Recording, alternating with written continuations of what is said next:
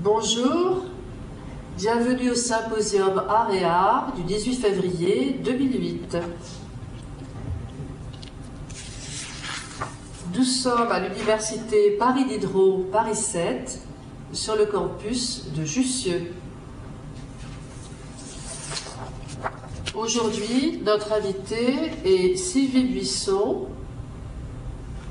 qui va nous parler du catalogue général en 3 volumes de Fujita. Je suis Lise Corbery, docteure de l'université de Paris Diderot.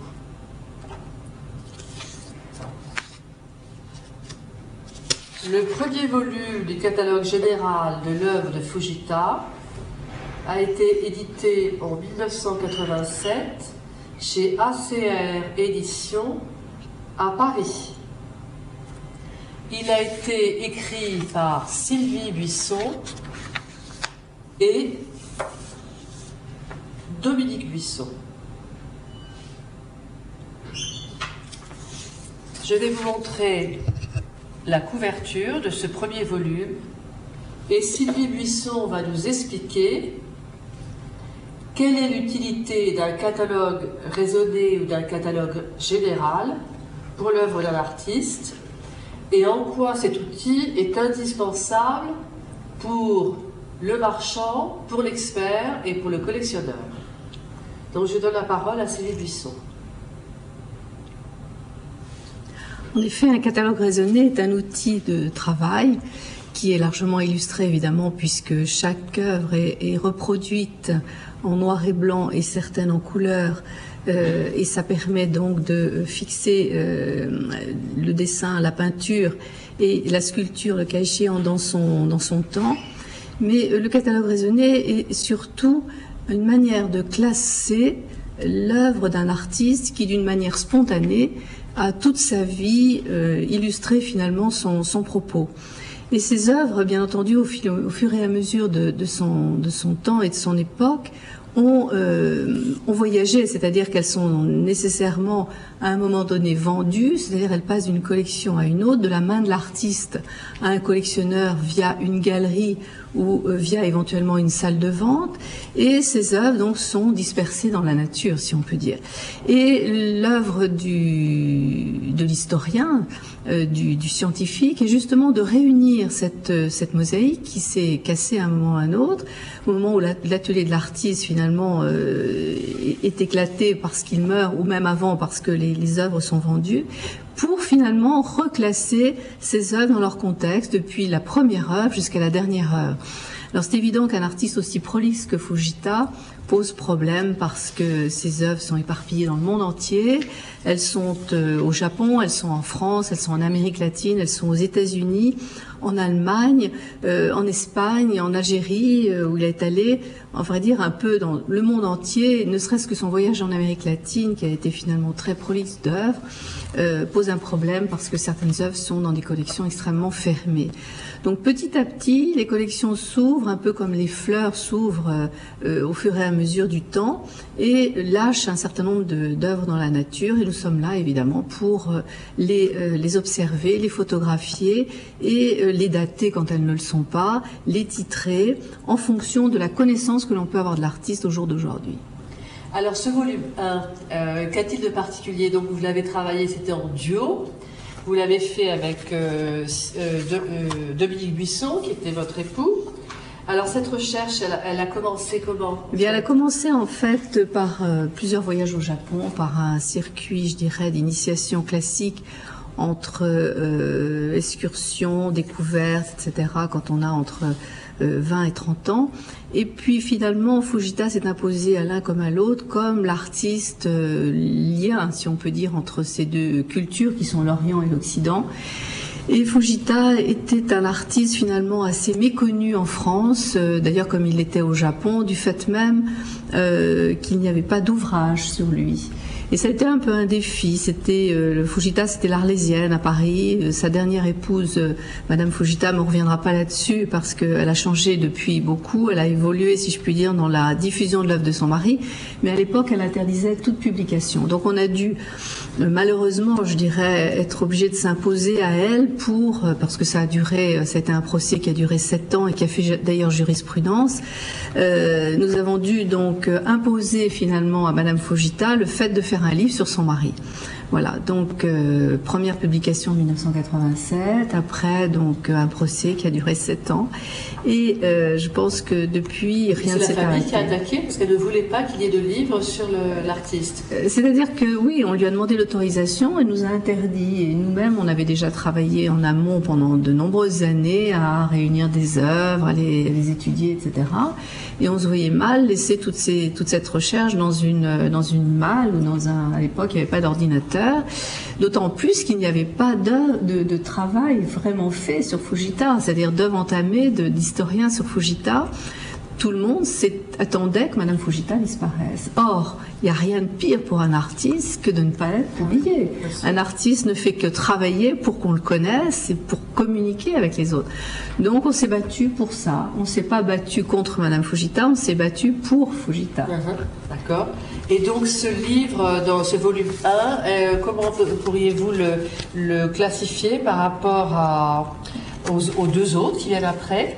C'est déjà le premier, c'est-à-dire que ce sont toutes les œuvres qui étaient déjà dans les musées qu'on a répertoriées, toutes les œuvres, disons, les plus faciles à localiser. Il fallait bien se faire connaître.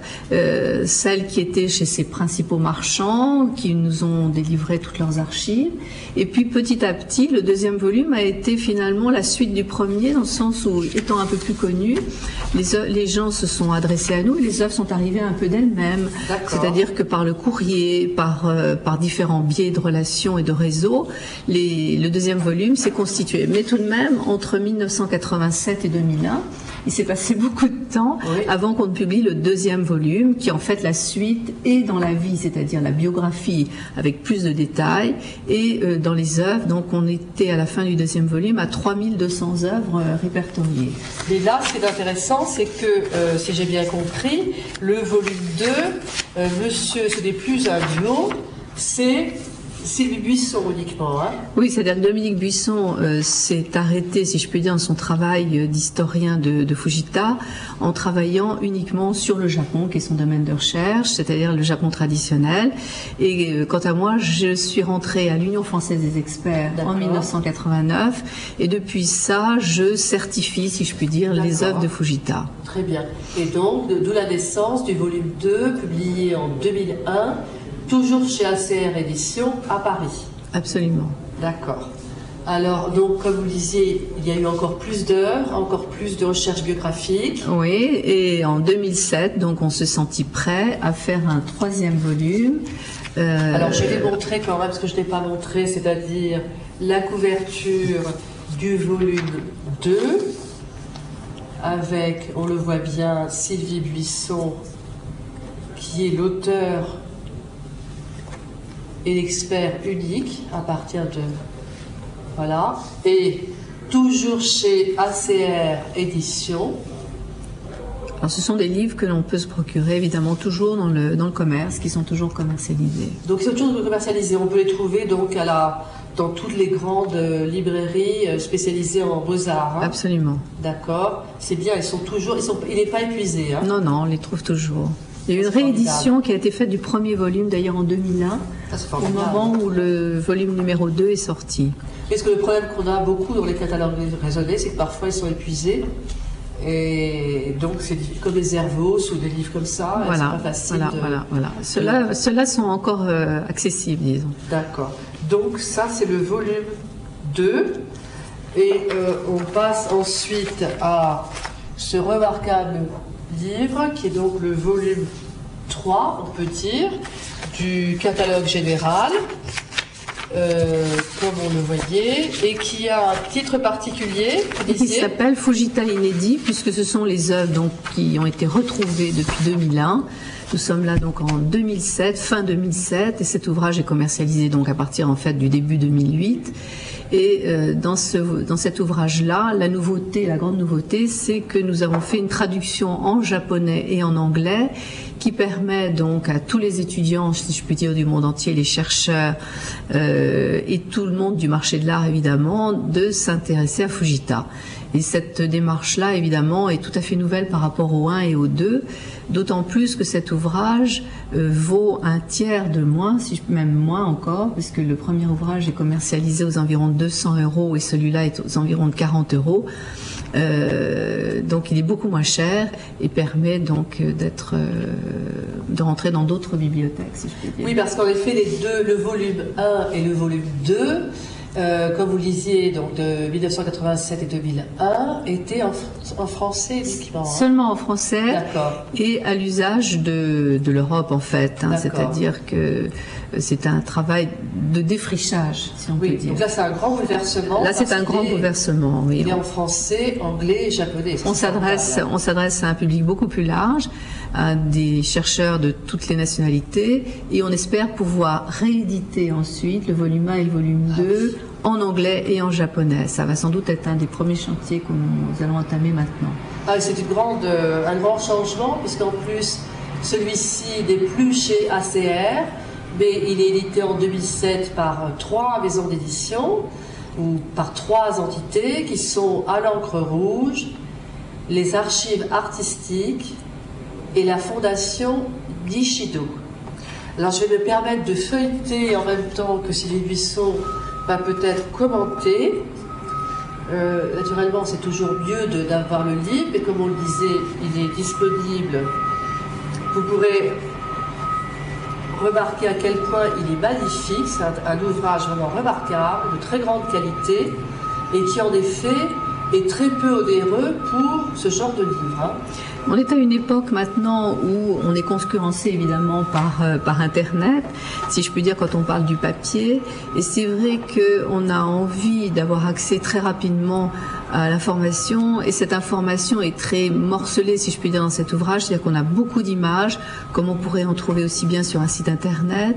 On a beaucoup de textes, beaucoup de petites informations, beaucoup de documentation, et on a pensé que c'était le meilleur moyen pour que Fujita soit transmis aussi dans les jeunes couches d'âge et chez les étudiants qui ont peut-être perdu un peu pied dans l'art, disons, des avant-gardes du XXe siècle, et se tournent peut-être plus vers un art, disons, du XXIe ou du XXIIe siècle. Or, les grands messages de nos anciens, tels que Fujita ou ses amis Soutine, Modigliani, Picasso, etc., sont toujours d'une actualité extraordinaire. Il suffit simplement de se pencher sur quelques passages de mon livre et on en est très très vite convaincu. Il y a encore beaucoup à tirer des enseignements de ces pionniers, si on peut dire, du XXe siècle, qui sont arrivés de pays étrangers, donc tous émigrés à Paris pour chercher le Graal et pour aussi faire connaître leur culture. Donc un brassage de culture et un art interculturel, si on peut dire, qui s'est imposé avec toute sa modernité et sa force au début du XXe siècle à Paris. Alors c'est vraiment un livre de grande qualité, avec de très très belles maquettes.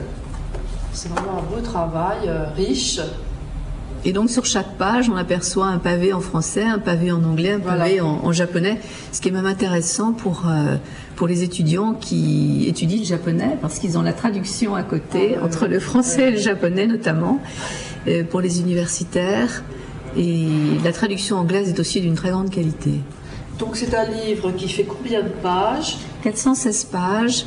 Avec donc 7 chapitres qui sont chacun correspondant à une partie de la vie de Fujita, et en dernier lieu un chapitre qui s'appelle Authentifier l'œuvre de Fujita, dans lequel je pose quelques problématiques de mon métier d'expert. Alors par exemple, qui est assez nouveau d'ailleurs, parce qu'on n'a pas très envie de s'étaler sur nos ficelles, si je puis dire, de professionnels, simplement pour démontrer que il faut avoir vu beaucoup de tableaux de Fujita et beaucoup de dessins de Fujita et avoir beaucoup voyagé dans son monde, si je puis dire, pour arriver à déjouer les pièges que lui-même a tendus à tous ces marchands, et qui s'est même tendu à lui-même, parce qu'il est souvent en contradiction avec ce qu'on peut connaître de lui, disons, d'une manière générale.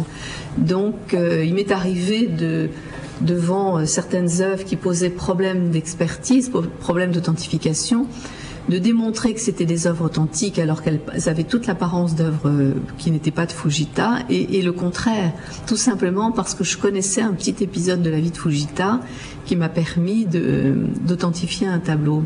Donc je reste très humble devant ce métier, devant tous les pièges qu'un artiste peut poser à ses experts, mais en même temps, je crois qu'on peut aussi se poser la question de savoir si l'artiste n'a pas fait en sorte de brouiller un peu les pistes pour garder sa propre liberté. Enfin bon, c'est un problème un peu philosophique que je ne fais qu'effleurer, si je peux dire, à la fin du livre. Voilà. Mais qui s'impose en règle générale.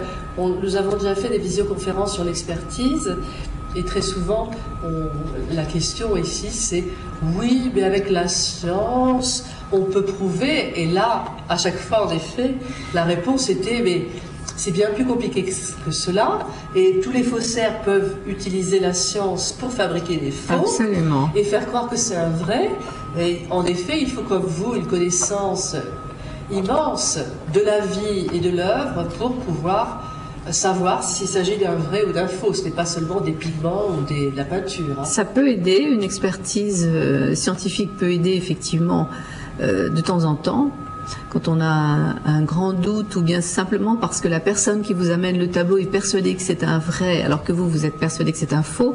Donc l'analyse scientifique va prouver par exemple que la toile est récente ou que les pigments sont très récents, mais dans un autre sens, c'est vrai que c'est pas d'un grand secours, c'est pas suffisant, c'est pas suffisant. C'est juste un élément qui peut Absolument, voilà. Absolument, parce que l'artiste, comme tout le monde, se remet en cause pratiquement chaque jour à partir du moment où il se réveille, surtout le grand artiste, et donc il va surprendre en permanence, même si c'est vrai qu'on le retrouve dans chacune de ses œuvres, mais certaines des œuvres de Fujita, notamment à des périodes très spécifiques de sa vie, sont très différentes des autres, donc voilà, il faut le suivre un peu, le traquer, voilà. C'est un travail quotidien, oui, quotidien. Et d'ailleurs, vous travaillez depuis 25 ans sur le sujet.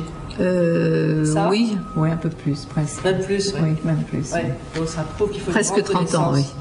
Il faut une grande connaissance pour arriver à... Et chaque semaine, je découvre de nouvelles choses. Notamment récemment, j'ai découvert un portrait de son père, alors qu'on n'en avait jamais eu vraiment, tout au moins fait dans les années 20 à Paris. Donc voilà, on arrive toujours à découvrir de nouvelles choses chez Fujita, ce qui permet d'enrichir sa biographie et d'avancer en fait. D'accord. Oui. Et d'ailleurs, j'ai découvert grâce à vous les peintures religieuses de Fujita. Je ne connaissais pas du tout. C'est un mystique, oui, à la fin de sa vie notamment, ça se voit bien puisqu'il est baptisé, mais dès le début de son œuvre, en fait, il y a une grande dimension mystique qui est à l'intérieur de cette œuvre, et depuis le bouddhisme, en fait, et le shinto, jusqu'à la fin de sa vie, où il devient catholique. Bon, écoutez Sylvie, je vous remercie infiniment pour cette vision de Fujita. Donc je ne saurais trop recommander aux étudiants et aux spécialistes ce magnifique livre qui est donc édité,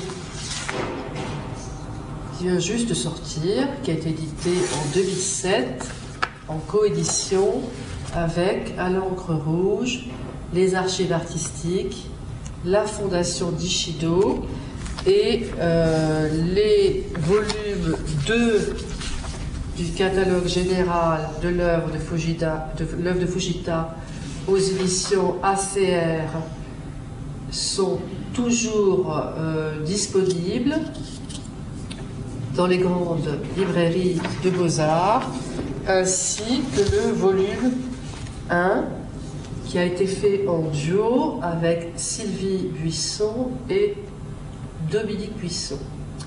Donc je remercie Sylvie Buisson de son intervention. Nous la retrouverons sans doute lors d'une prochaine visioconférence qui continuera notre recherche sur l'expertise. Nous sommes à l'Université de Paris 7. C'était le symposium Art et Art du 18 février 2008. Je vous remercie et je vous dis à très bientôt, le 18 mars, avec Janine Varnaud qui nous parlera de l'école de Paris et des dessins de prisonniers de guerre d'André Varnaud ainsi que de ses amis artistes, Picasso, Fujita, Kissling, Modigliani, etc. Donc je vous dis à très bientôt le mardi 18 mars. Au revoir, à très bientôt.